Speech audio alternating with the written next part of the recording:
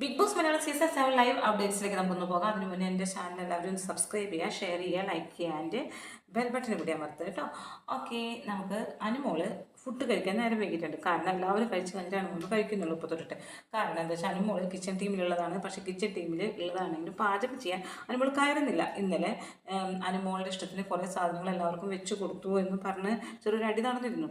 അതിനുശേഷം അനുമോൾ ഇനി കയറില്ല എന്ന് പറഞ്ഞിട്ടുണ്ട്. അതുകൊണ്ട് തന്നെ എല്ലാവരും വെച്ചുണ്ടാക്കിയ ഭക്ഷണമാണല്ലോ എന്ന് വിചാരിച്ച് അനുമോൾ എല്ലാവരുടെയും കഴിഞ്ഞിട്ടാണ് ഭക്ഷണം കഴിക്കാതിരിക്കുന്നത്. അപ്പോൾ ലക്ഷ്മി പറയുന്നുണ്ട്, എല്ലാവരുടെ അടുത്തും സോൾവ് ചെയ്യാൻ നോക്ക്, ഇനി കുറച്ച് ദിവസം കൂടി നമുക്ക് ഇവിടെ ഉള്ളൂ. ആദ്യം നൂറായിട്ട് അടി കൂടിയിട്ടാണല്ലോ നിൽക്കുന്നത്, സോൾവ് ചെയ്യുമെന്ന് പറയുന്നുണ്ട്.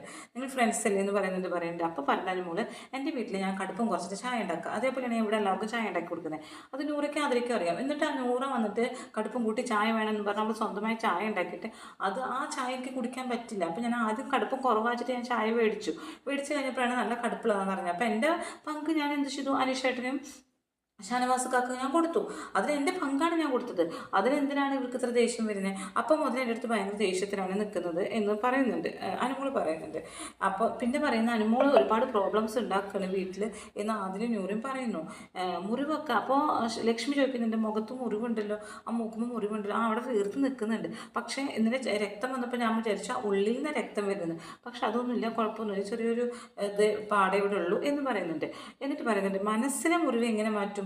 പുറത്തെ മുറിവൊക്കെ ഇവിടെ നിന്ന് ഇറങ്ങിക്കഴിഞ്ഞാൽ നമുക്ക് വേണമെങ്കിൽ മാറ്റാം. പക്ഷേ മനസ്സിന് പറ്റിയ മുറിവൊന്നും നമുക്ക് മാറ്റാൻ പറ്റില്ല എന്ന് പറഞ്ഞിട്ട് ഇതേ ടൈമിൽ ആദിലയും നൂറയും ഇരുന്ന് പറഞ്ഞിട്ടുണ്ട്.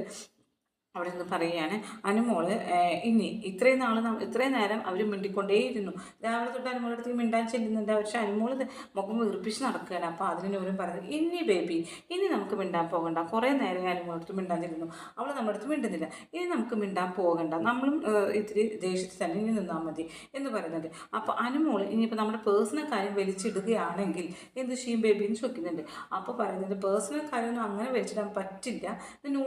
ആതിര പറയുന്നുണ്ട്, അത് വെച്ചാൽ അവളുടെ പേഴ്സണലി ഇവരുടെ പേഴ്സണലി അവരുടെ അടുത്ത് നന്നായി പറഞ്ഞിട്ടുണ്ട്. അതങ്ങാനും എടുത്തിടുകയാണെങ്കിൽ she is going to die എന്നാണ് അതിൽ പറയുന്നത്. അപ്പോൾ അതിൻ്റെ അർത്ഥം എന്താണെന്ന് എല്ലാവർക്കും മനസ്സിലായില്ലേ? അപ്പോൾ അങ്ങനെ പറയുന്നുണ്ട്, she is going to dye.